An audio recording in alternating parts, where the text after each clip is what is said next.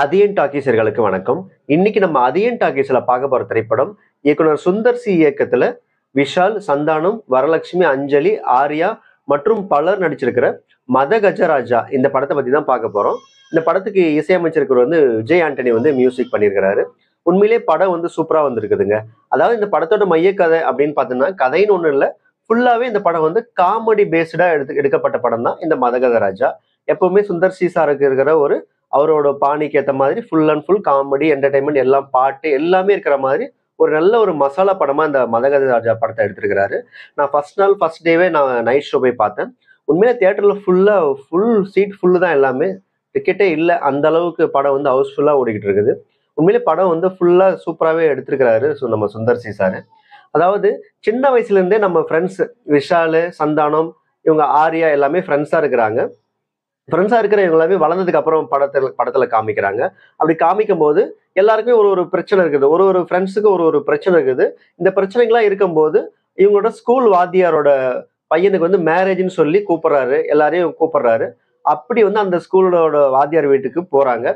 அங்க போனதுக்கு அப்புறம் என்ன ஆச்சு, காமெடிலாம் எப்படி இருந்துச்சு, அங்க இவங்க ஃப்ரெண்ட்ஸுக்கு என்னென்ன பிரச்சனை இருக்குது அப்படின்லாம் Arya தெரிஞ்சுக்கிறாரு.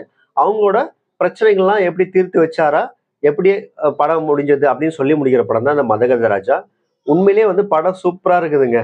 Full and full comedy தாங்க. சிரிச்சு சிரிச்சு வயிறே வலிக்குது. அந்த அளவுக்கு படத்தை சுந்தர் சி சார் சூப்பரா எடுத்திருக்கிறாரு. அவரோட நான் எல்லா படமும் பார்த்துருக்கிறேன். அரண்மனையில இருந்து, அப்ப ஆரம்பத்துல அந்த உள்ளத்தை அளித்தா, மேட்டுக்குடியில இருந்து எல்லா படமும் பார்த்துருக்கிறேன். அந்த வருஷத்துல இருந்து இன்னைக்கு வரைக்கும் சூப்பரா அதே மாதிரி என்டர்டைனரா படம் எடுத்திருக்காரு.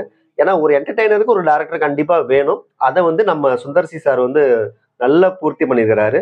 இந்த ஆடியோ லான்ச்ல இருந்து எல்லாமே நான் பார்த்துட்டு இருக்கிறேன்.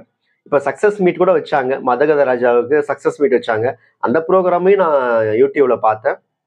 உண்மையிலேயே எல்லாரும் நல்லா பேசினாங்க. நல்ல ஒரு என்டர்டெய்னரா இருந்துச்சு. அந்த ப்ரோக்ராம் என்டர்டெய்னரா இருந்துச்சு. உண்மையிலேயே சான்ஸே கிடையாதுங்க. படம் எல்லாருமே பார்க்க வேண்டிய படம்.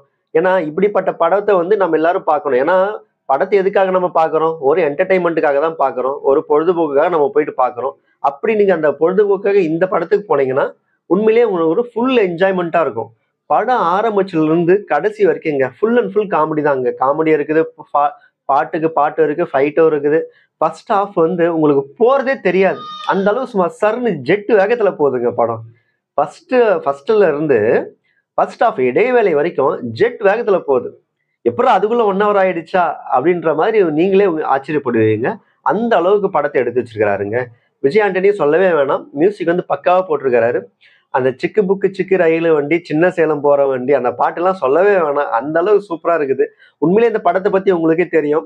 12 வருஷம் முன்னாடி எடுத்த படங்க இது. 12 வருஷமா ஹோல்டுல இருக்குது இந்த படம். அதாவது அப்ப எடுத்த ஜெமினி சர்க்கஸ் அவங்க ஏதோ ஒரு கடன் பிரச்சனையில மாட்டிக்கினாங்க.